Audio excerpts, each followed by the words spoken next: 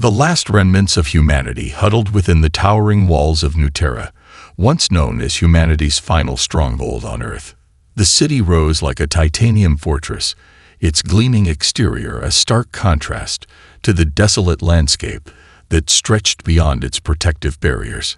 37 years had passed since the first Hexarchon warships appeared in Earth's orbit, bringing with them a systematic destruction that had reduced human civilization to a mere shadow of its former self. Captain Elena Rodriguez stood at the central observation deck, her dark eyes scanning the holographic displays that mapped the remnants of human territory. Each blue dot represented a surviving settlement, each red marker a lost colony. The ratio was devastating. Hundreds of red markers for every single blue dot. She traced her finger along the hologram, remembering each location, each lost community. The observation deck was a study in controlled desperation. Veteran soldiers and young recruits moved with a purpose that spoke of survival rather than hope. Communication specialists worked tirelessly, intercepting fragmented transmissions from the few remaining human outposts. Engineers hunched over complex systems, constantly adapting and modifying whatever technology remained. Elena's personal history was etched into every corner of this final human stronghold. Her parents had been among the first to resist the initial Hexarchon invasion. Her mother, a quantum physicist, and her father, a strategic defense expert, had been instrumental in developing early resistance technologies. They were gone now, like millions of others, but their legacy lived on in the desperate determination of those who remained. The Hexarchon were unlike any enemy humanity had encountered. Silicon-based life forms with a collective consciousness, they viewed individual life as irrelevant. To them, humanity was nothing more than a biological anomaly, to be systematically eliminated. Their technology was generations ahead of human capabilities, their fleet seemingly infinite, their strategy cold and calculated. A young lieutenant approached Elena, his hands clutching a datapad. "Captain Rodriguez," he said, his voice steady despite the weight of the moment. "We've received the latest scout reports from the outer colonies." Elena's expression remained neutral, but her eyes betrayed a momentary flash of anticipation. Scout missions had become increasingly dangerous, with a success rate that was barely above statistical probability. Each report could mean the difference between continued survival and total extinction. The lieutenant continued, "The Hexarchon have begun harvesting resources from the remnants of our former colonies. They're methodical, breaking down entire planetary infrastructures to fuel their continued expansion." He paused, then added, "But there's something else." Elena raised an eyebrow. In their current situation, something else could mean anything from a potential weakness to another impending disaster. "Our deep-range sensors picked up an anomaly in the Proxima Centauri sector," the lieutenant explained, pulling up a complex series of readings on the holographic display. The data was a maze of quantum fluctuations and energy signatures that would look like random noise to an untrained eye. But Elena Rodriguez was far from untrained. Her eyes narrowed as she studied the readings, her mind already calculating potential implications. Something in these readings was different. The Hexarchon's energy patterns showed a slight, almost imperceptible deviation from their previous consistent configurations. "Prepare a reconnaissance team," she said quietly, her decision made. "We're going to investigate this anomaly." The lieutenant looked surprised. Reconnaissance missions had become increasingly rare, with humanity's resources stretched to their absolute limit. Every expedition carried the risk of total loss. Elena's lips curved into the slightest smile, the first genuine expression of hope anyone had seen in months.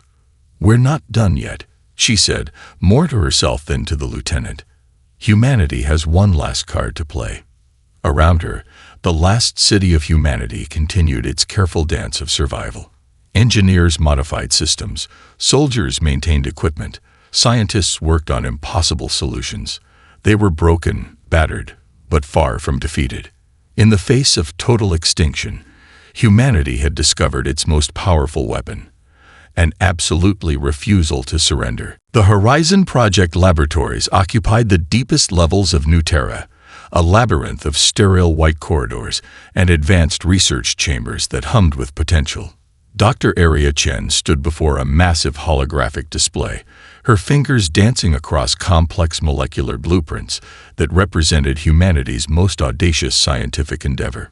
"We're not just modifying humans," she explained to the assembled team of scientists and potential volunteers. "We're redefining the very concept of human potential." The room was filled with individuals who represented humanity's last hope. Some were veteran soldiers, their bodies already marked by previous battles. Others were scientists, engineers, and specialists who understood that survival meant becoming something entirely new. Each volunteer knew the risks were astronomical, but the alternative was certain extinction. The Horizon Project was born from decades of desperate research. Traditional genetic modification had been attempted before, but always with limited success. The Exarchon's advanced technology had consistently outpaced human biological adaptation. This time, the approach was fundamentally different. Dr. Chen pulled up a complex visualization of human DNA, showing layers of potential modifications. "We're implementing a 3-stage adaptive enhancement protocol," she explained. "First, we'll modify cellular regeneration capabilities. Second, we'll enhance neural connectivity and processing speed. Third, we'll integrate biomechanical adapters that can interface directly with advanced technological systems." Beside her, a holographic representation of the human body began to transform. Cellular structures shifted, neural networks expanded, and microscopic biomechanical interfaces wove themselves through biological systems. It looked like living technology, a perfect fusion of organic potential and scientific innovation. Marcus Reyes, a former Special Operations soldier, stepped forward.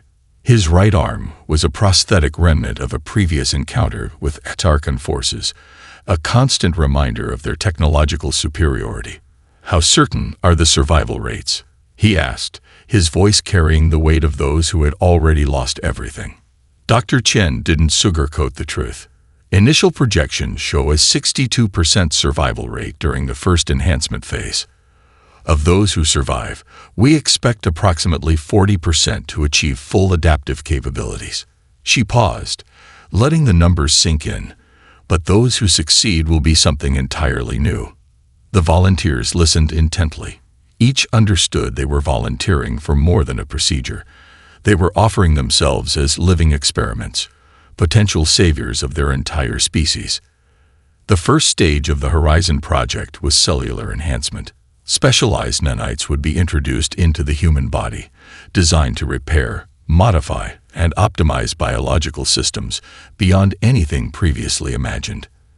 These nanites were more than simple medical tools. They were adaptive algorithms capable of learning and responding to environmental challenges in real time. Elena Rodriguez watched from the observation room, her own potential enhancement scheduled for the next phase. She studied the volunteers, seeing not just individuals, but the collective hope of humanity. Each person represented years of human resilience, compressed into a single moment of potential transformation. The first volunteer was connected to a massive enhancement chamber. Specialized medical teams moved with precision, their movements choreographed through years of desperate preparation. Holographic displays tracked every microscopic change, every cellular adaptation. Hours passed. The chamber became a cocoon of technological possibility. When the first volunteer emerged, something had fundamentally changed. His movements were fluid in a way that defied normal human mechanics. His eyes processed visual information with impossible speed, tracking multiple complex systems simultaneously. Small biomechanical interfaces emerged subtly from his skin, suggesting a deeper integration with technology that went beyond simple modification. "I can see differently," the volunteer said, his voice carrying a new resonance. "Everything makes sense now." Dr. Chen approached, running a series of diagnostic scans. The results were beyond their most optimistic projections. The human body had not just been modified. It had been transformed into a living, adaptive system capable of meeting challenges that would have been impossible mere hours before. Outside the laboratory, the last city of humanity waited. Every modification, every enhancement was a defiant gesture against the Xarchon. Humanity was preparing to fight back, not just with weapons, but with the most powerful resource they had always possessed: the ability to adapt, to change, to become something more. The first mission of the enhanced human team would challenge everything that Xarchon understood about warfare. Marcus Reyes led a squad of 4 enhanced operatives, each transformed by the Horizon Project into something beyond traditional human capabilities. They targeted a critical Xarchon deep space communication relay, a massive orbital installation that served as a neural nexus for the alien collective's strategic communications. Traditional military doctrine would have suggested a direct assault. Instead, Reyes had developed an entirely new approach that relied on adaptability and unpredictability. The team's approach began long before they reached the relay. Enhanced neural interfaces allowed them to process information at speeds that made human-machine interaction look primitive. Each team member could simultaneously analyze multiple complex systems, predict potential countermoves, and adapt strategies in microseconds. Their ship approached the relay using a technique that Xarchon had never encountered. Instead of following predictable approach vectors, the vessel moved like a living thing, adjusting its electromagnetic signature, mimicking background radiation, and creating micro-fluctuations that made it essentially invisible to standard detection systems. Lieutenant Sophia Chen, the team's technical specialist, interfaced directly with the ship's systems. Her enhanced brain could process computational patterns faster than the most advanced Xarchon AI. Where traditional hackers would attempt to break through firewalls, she was already rewriting the fundamental communication protocols from within. Target's defensive matrix is responding exactly as predicted, she murmured, her voice calm despite the complexity of the operation.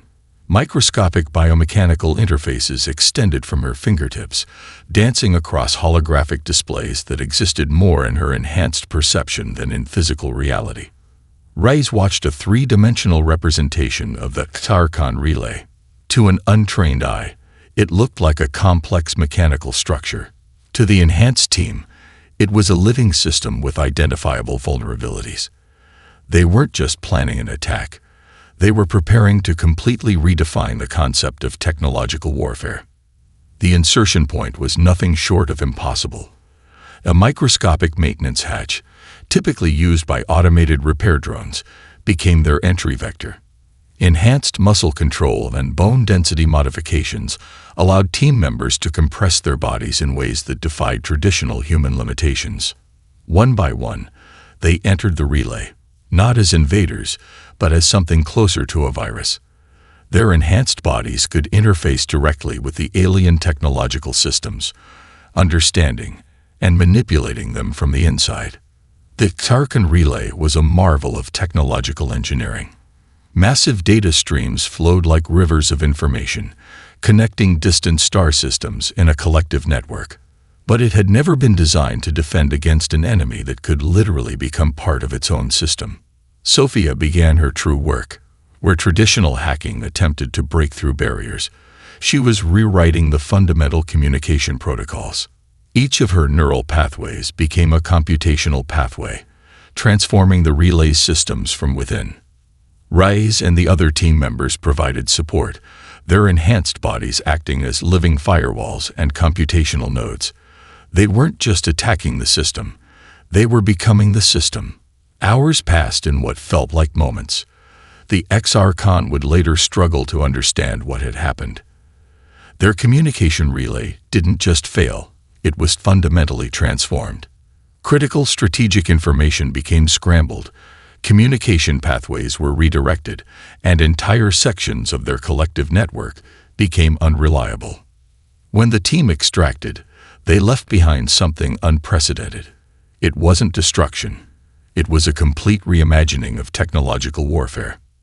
Mission accomplished, Reyes reported back to New Terra. But the words felt inadequate. They had done more than complete a mission. They had demonstrated that humanity's greatest weapon was its ability to adapt, to understand, to become something entirely new. Dr. Aria Chen, watching the mission data stream back, allowed herself the smallest smile. The ex-Archon had always viewed humanity as a static, predictable species. They were about to learn how wrong they had been. Each mission would be a lesson. Each engagement would reveal new possibilities. Humanity was no longer fighting for survival. They were fighting to redefine the very concept of technological warfare. The relay continued to function. But now, it was fundamentally a human system. The Exarchon Nexus Prime hung in space like a monument to technological supremacy. A massive construct of interlocking computational spheres, it served as the central processing hub for the entire alien collective. Its design was so complex that most species would have considered infiltration impossible. Captain Elena Rodriguez saw an opportunity. Her enhanced neural pathways processed information in ways that defied conventional understanding. The mission briefing had been more of a conceptual outline than a traditional battle plan. Standard military strategies were relics of the past. This would be something entirely different. "We're not going to attack the Nexus," Elena explained to her hand-picked team during the final preparation briefing. "We're going to understand it." The team consisted of 6 of the most enhanced humans ever created.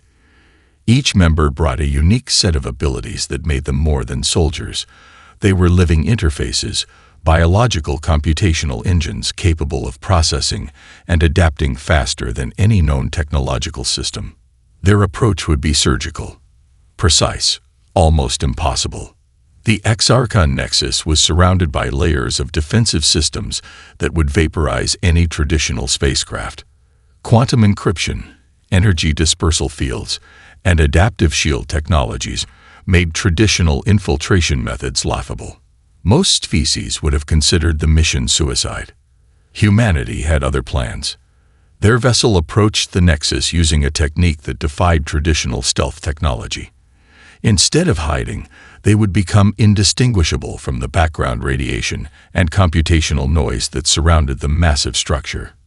Enhanced biomechanical interfaces allowed the ship itself to become a living camouflage, its very molecular structure shifting and adapting. Dr. Kai Liu, the team's primary computational specialist, interfaced directly with the ship's systems. His enhanced brain could process multiple complex computational streams simultaneously. Where traditional analysts would see random data, he saw patterns, possibilities, potential weaknesses.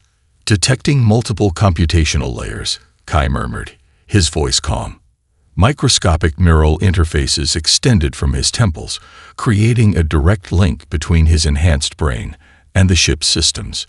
The Nexus is more than a communication hub. It's a living computational organism. Elena understood immediately. The Exarchon didn't just use technology. They were technology. Their entire collective consciousness existed as a complex, interconnected computational system that spanned entire star systems. The infiltration began with what could only be described as a biological hack. Enhanced team members had been prepared for this moment their entire lives. Their modified bodies were more than organic. They were living computational interfaces. As they breached the outer layers of the Nexus, the team didn't fight. They merged, adapted, became part of the system. Kai's neural interfaces began their true work. Where traditional hacking attempted to break through barriers, he was rewriting fundamental computational protocols. Each of his neural pathways became a computational pathway, transforming the Nexus from within. Hours passed in what felt like moments. The Exarchon would later struggle to understand what had happened. Their central processing hub didn't just fail, it was fundamentally transformed. Critical strategic information became scrambled. Communication pathways were redirected. Entire sections of their collective network became unreliable. The Exarchon's greatest strength, their unified, collective consciousness, became their most significant vulnerability. When the team extracted, they left behind something unprecedented. It wasn't destruction. It was a complete reimagining of technological warfare. Mission accomplished, Elena reported back to New Terra, but the words felt inadequate. They had done more than complete a mission. They had demonstrated that humanity's greatest weapon was its ability to adapt, to understand, to become something entirely new. Dr. Aria Chen, monitoring the mission data stream, allowed herself the smallest smile. The Exarchon had always viewed humanity as a static, predictable species. They were about to learn how wrong they had been. Each mission would be a lesson. Each engagement would reveal new possibilities. Humanity was no longer fighting for survival. They were fighting to redefine the very concept of technological existence. The Nexus continued to function, but now it was fundamentally a human system. The communication came from an unexpected source. A damaged transmission, barely coherent, arrived at New Terra's communication center. Most would have dismissed it as background noise, but the enhanced human operators caught something unique, a pattern of communication that suggested intelligence. Representative Zara of the Volux Confederation appeared on the holographic display. Her species looked nothing like humans, a crystalline being whose form shifted like living light, representing a civilization that had been crushed beneath the Exarchon's expansionist regime centuries ago. Her very existence was a testament to survival. Humans, she began, her communication both verbal and a complex series of light patterns. We have been watching. The communication center fell silent. Captain Elena Rodriguez stepped forward, her enhanced senses processing the multilayered message. The Volux were known as a peaceful species, nearly eradicated by the Exarchon, believed to have been completely destroyed generations ago. Zara's message revealed a different story: underground resistance, hidden colonies, survivors who had learned to adapt in ways no one could have predicted. Our technologies are different, Zara continued, but our goal is the same: survival, resistance. The Volux had developed unique capabilities during their long period of hidden existence. Where humans had pursued biological and technological enhancement, the Volux had mastered the art of camouflage and information manipulation. They could become invisible not through traditional stealth, but by literally blending into computational and communication networks. Dr. Aria Chen analyzed the transmission with her enhanced team. What appeared to be a simple communication was actually a complex data package. Hidden within the message were blueprints, technological insights, and strategic information that had been collected over generations of silent resistance. They've been fighting the Exarchon in ways we never imagined, Kai Liu observed, his neural interfaces processing the data at incredible speeds. Subtle resistance, information warfare, complete reimagining of survival. The alliance formed not through traditional diplomatic channels, but through a mutual understanding of survival. The Volux had technologies that could complement human capabilities. Humans had developed enhancement techniques that could help the Volux expand their own survival strategies. More messages arrived. The Volux were not alone. Other species crushed by the Exarchon began to emerge from hiding. The crystalline collective of the Rigel system, the neural networkers of Proxima. Each had developed unique survival strategies. Each had been waiting for a moment of true resistance. Elena understood the significance immediately. This was more than a military alliance. This was a reimagining of resistance itself. The first joint mission happened almost accidentally.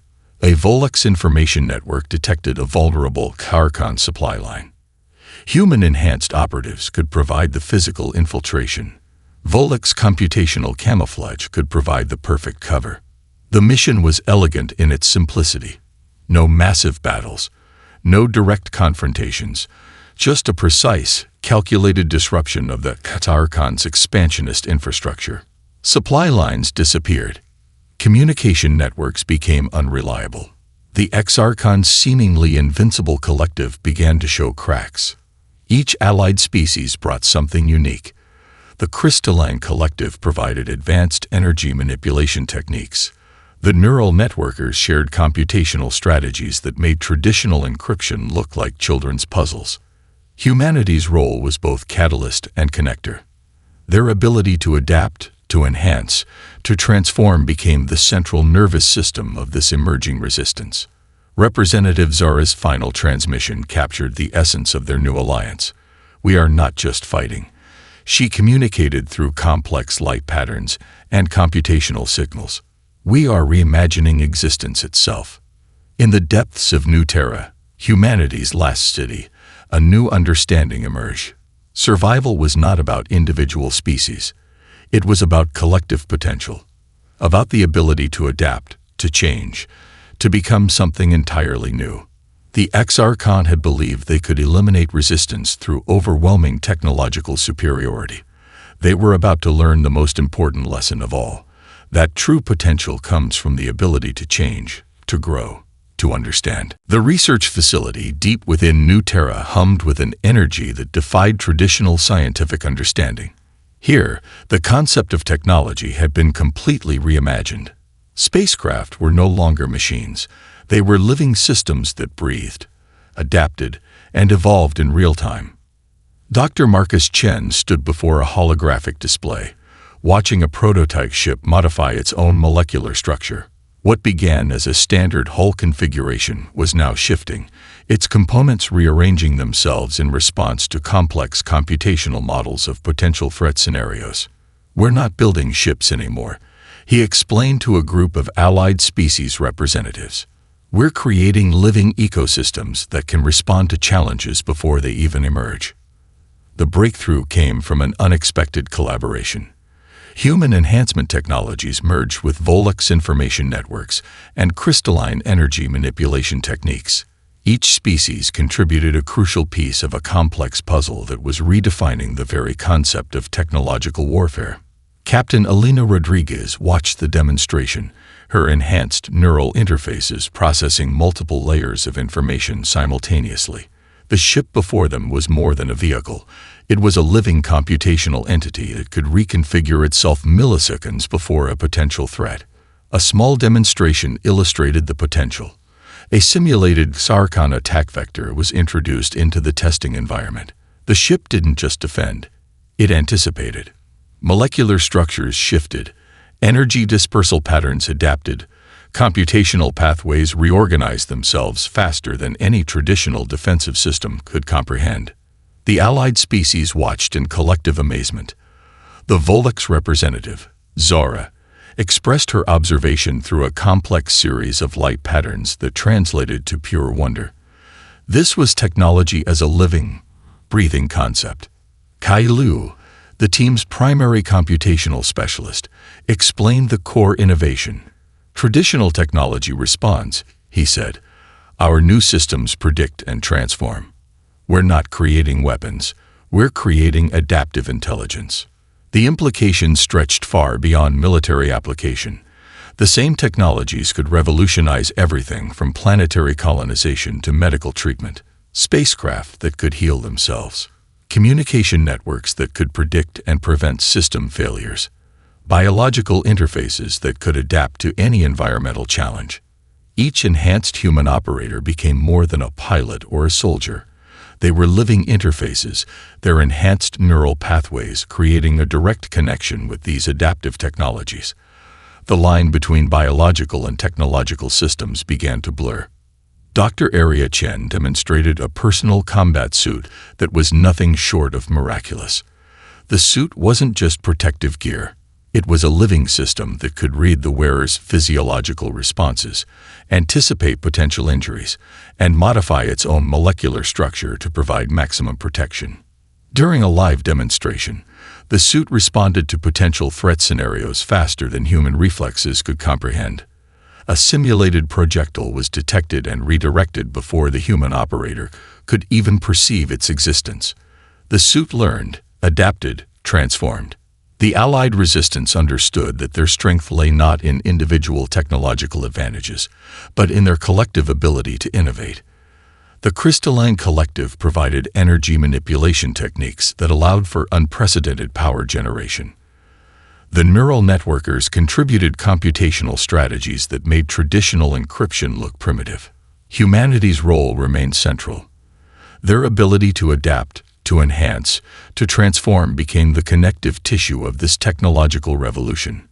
Each breakthrough was shared. Each innovation became a collective resource. Representative Zara's communication captured the essence of their approach.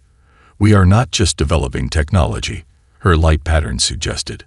We are creating a new form of intelligent existence. The research facility became more than a military installation. It was a beacon of hope, a demonstration that survival was about more than fighting. It was about understanding, adapting, becoming something entirely new. As the prototype ship continued its molecular dance, shifting and transforming in response to complex computational models, the assembled team understood a fundamental truth. The X-Archon had believed technology was about control. The Resistance was proving that true technological potential was about adaptation, about growth, about endless possibility. The adaptive frontier was not a destination. It was a continuous journey of discovery, of transformation, of becoming something more than anyone had ever imagined possible. The Xarkan home system blazed with the fury of 1,000 technological nightmares. Artificial worlds hung like massive computational nodes, connected by streams of energy that defied traditional understanding of physics. This was the heart of the alien collective, a system so complex that most species would have considered direct confrontation impossible. Captain Elena Rodriguez knew impossible was just a word waiting to be redefined. The Allied resistance fleet represented something unprecedented in galactic history.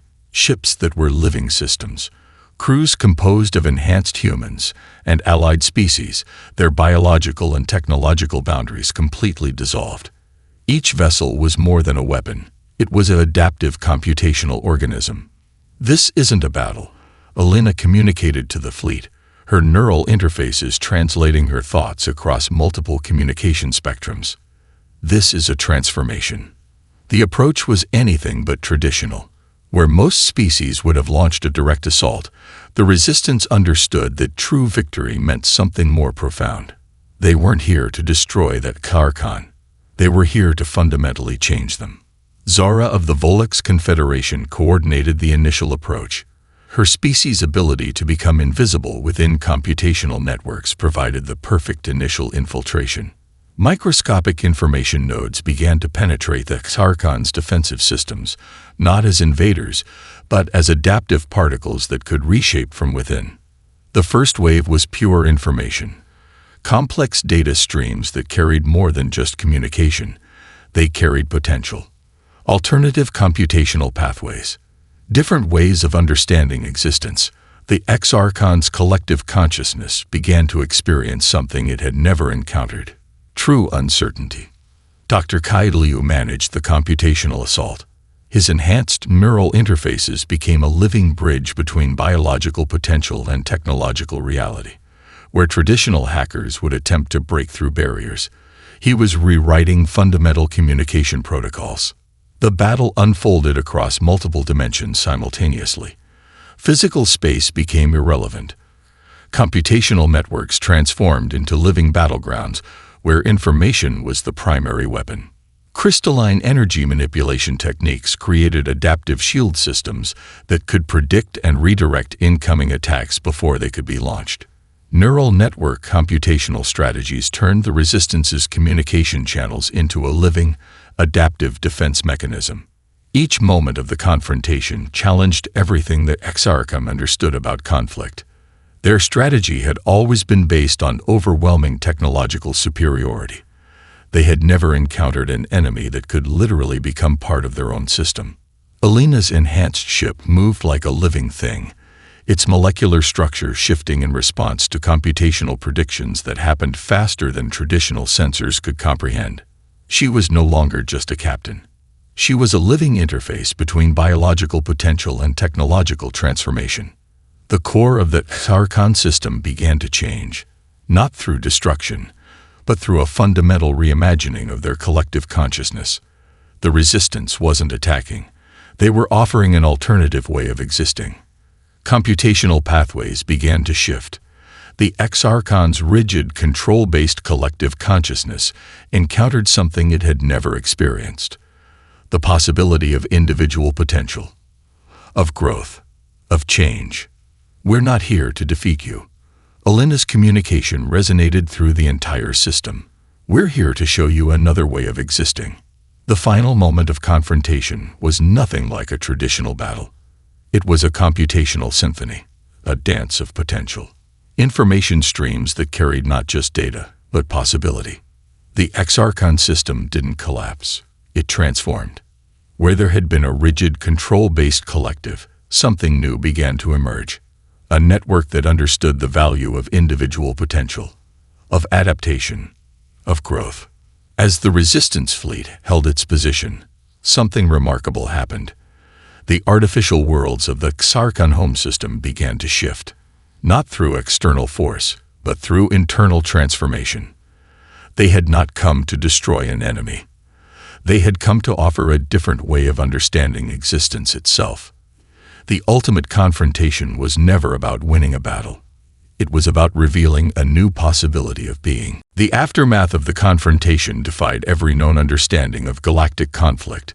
Where most wars ended with destruction, this resolution marked the beginning of something entirely new. New Terra, humanity's last city, now stood as a beacon of transformation. The skyline had changed, reflecting the collaborative technologies developed during the Resistance. Structures that were once purely functional now pulsed with adaptive capabilities, a living testament to the journey humanity had undertaken. Captain Elena Rodriguez stood at the central observation deck, watching the first joint conference of transformed species. The room was a marvel of technological and biological integration.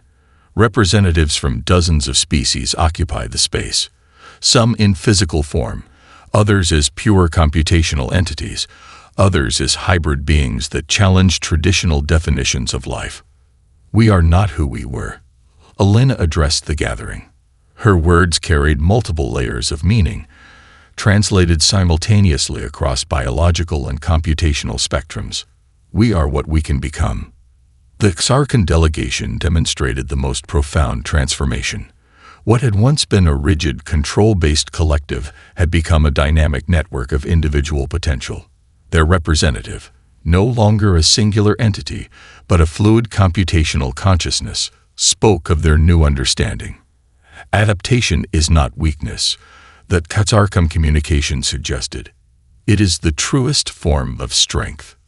Dr. Aria Chen presented the comprehensive research that had made this transformation possible.